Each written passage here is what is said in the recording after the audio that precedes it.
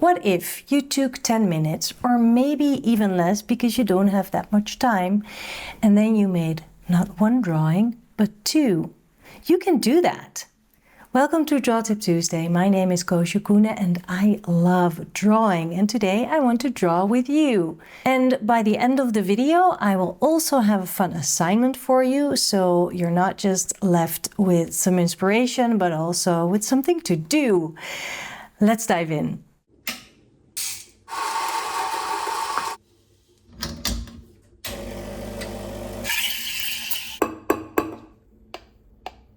Okay, I have my cortado, not the most beautiful latte art ever, but I'm not here to be the best barista, I'm here to play in my sketchbook. The coffee will be the inspiration and the fuel.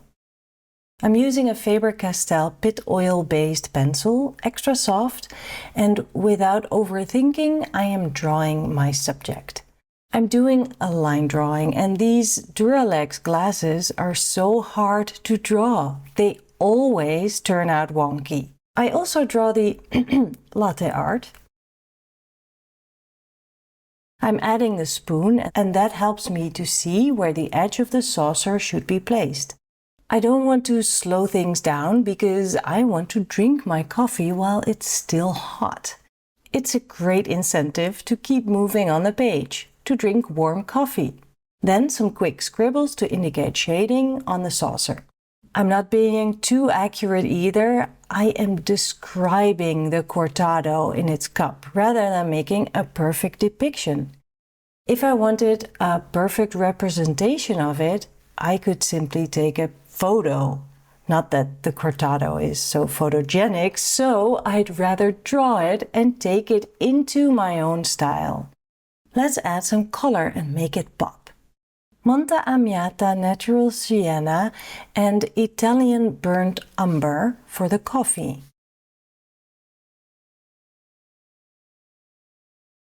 And a tiny bit of Van Dyke Brown for the milky heart.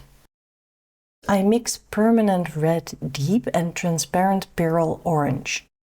I think it's too light of a wash though, and I didn't mix enough either, so I quickly add some more. Then a mix of blues and brown for the metal of the spoon and to add a drop shadow. Now I can take a sip.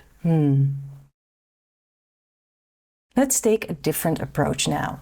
Mixing more of that bright red, and again, without overthinking, I start. I slap down the general shape of the saucer. Then I add the milky coffee color. And if the wet watercolors bleed into each other, I don't mind. Just adding the general shapes, painting them, not drawing them with my brush. And then adding the drop shadow too.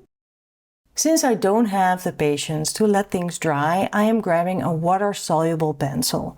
The letters have worn off, so you can't read it, but this is a Derwent Intense pencil, black. I draw the spoon again, not too accurate, and the glass. Partly in a continuous line for a nice flow and to keep going.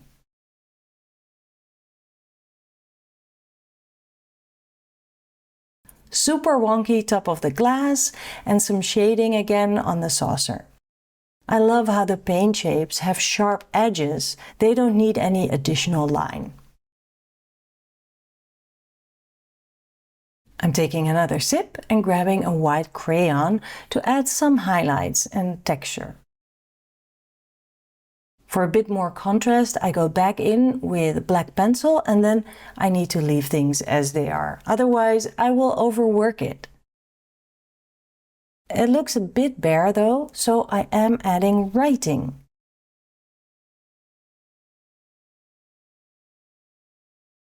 And a frame around each drawing, because a frame finishes and contains a drawing nicely.